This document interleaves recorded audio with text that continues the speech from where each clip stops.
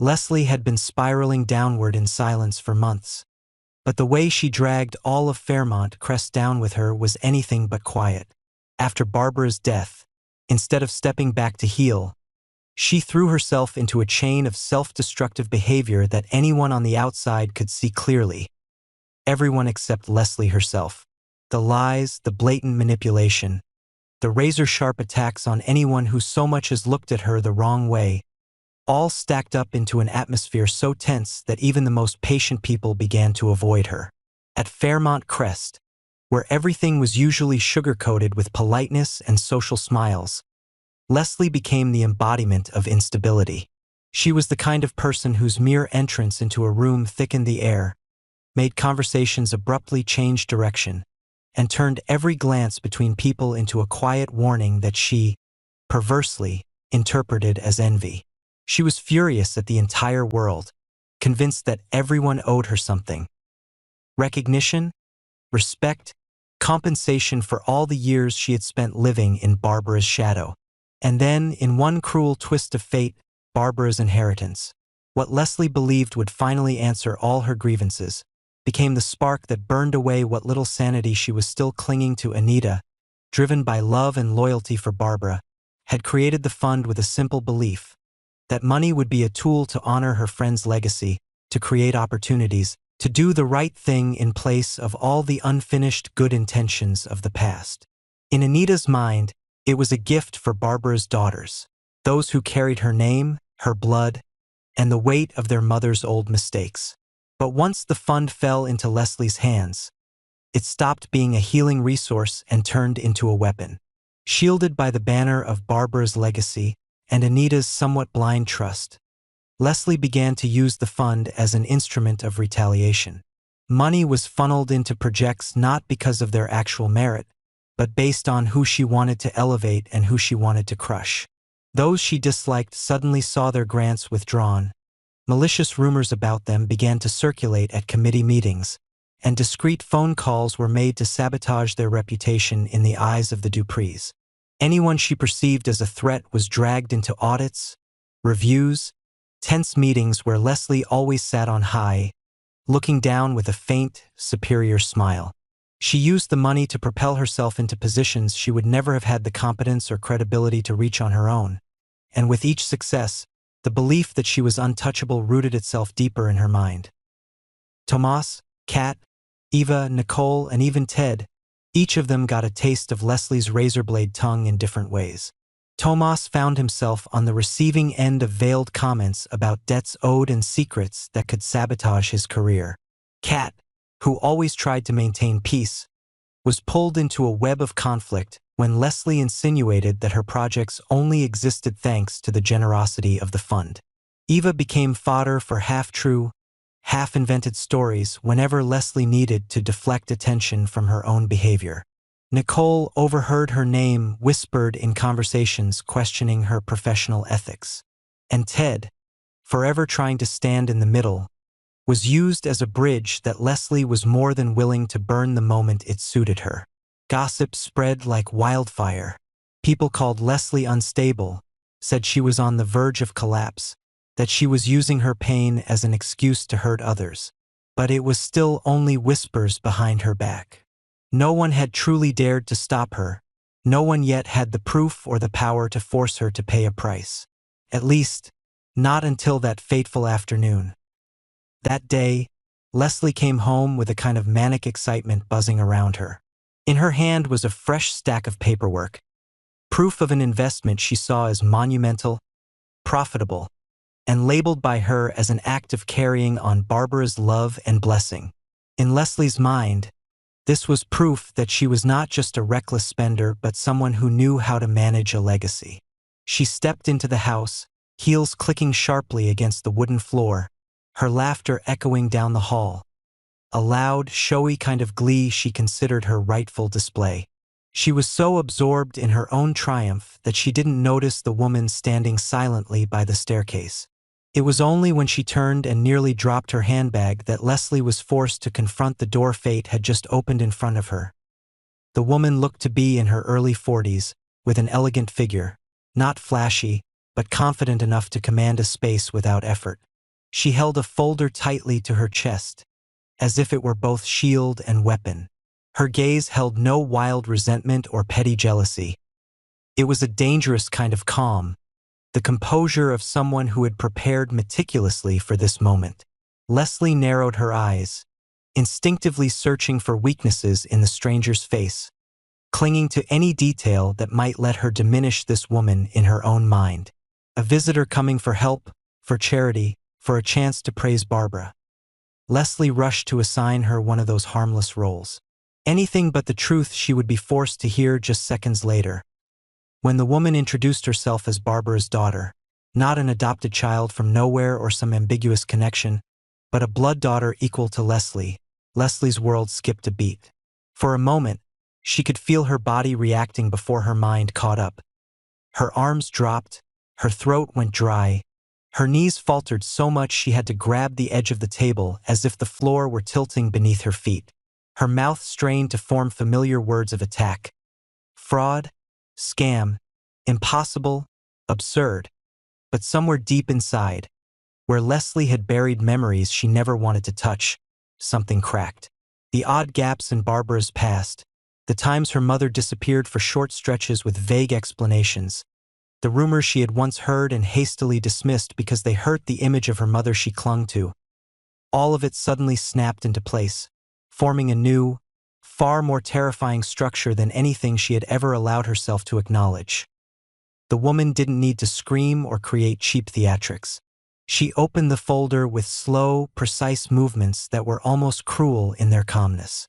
A birth certificate, hospital records, notarized statements from a midwife who had assisted in a secret birth decades ago, and a handwritten letter in Barbara's familiar script admitting the existence of a second child she had never publicly acknowledged, for reasons the letter itself lacked the courage to fully explain.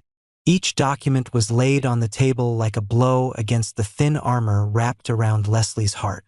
Every line of text stripped away one more layer of her right to deny. Somewhere in the house, the framed family picture of Barbara seemed to look down, not as a source of comfort, but as a silent witness to the truth Leslie now had no choice but to face. Barbara had not belonged only to her. But Leslie was not the type to surrender to the truth simply because it was neatly presented on paper. Years in the world of Fairmont Crest had taught her one thing. Everything could be distorted. Every story could be manufactured if there was enough money and determination. Two conflicting currents crashed through her mind at once. On one side was an icy fear, whispering that if these documents were real, her life would be split in two. The inheritance she held would instantly be divided, and worse, her exclusive place in Barbara's story would be gone forever. On the other side was the survival instinct that had fed her for so long, telling her that this could still be overturned, that all she had to do was find the weak point in this narrative, break a single detail, and the whole structure of truth the woman brought would collapse like a house of cards. Leslie's gaze moved from the pages to the woman's face, searching for signs of a liar, a pawn controlled by someone lurking in the shadows. Wounded pride turned into obsessive suspicion. She began to ask herself who could be behind this strike. Was it an enemy in Fairmont Crest? Someone so fed up with her arrogance that they chose the most devastating blow of all, taking away her right to be the only child? The message the woman brought was simple and vicious. The fund Anita created for Barbara's daughters was meant for both of them, and the secret sister had not come to beg. She had come to claim her share. That reality hit Leslie like a tsunami, washing away every illusion she had once entertained about permanently molding the fund to her will. If this truth were recognized, she would no longer be able to abuse that money to bully, punish, or buy people. Every expenditure, every decision she made would be watched, shared, audited. She would no longer be the only one with the right to speak in Barbara's name. For someone who had built her entire sense of self around being the center of Barbara's legacy, the arrival of an equal counterpart was like being dragged off her throne by bare hands. The rumor about the second daughter spread through Fairmont Crest at dizzying speed, faster than any charity drive or festival Anita had ever organized. Anita was stunned by the documents laid out before her, her heart swinging between two extremes. the confusion of realizing her best friend had kept a colossal secret from her, and the deep emotion of possibly gaining another daughter of Barbara's. One last missing piece that might complete her sense of her friend's legacy.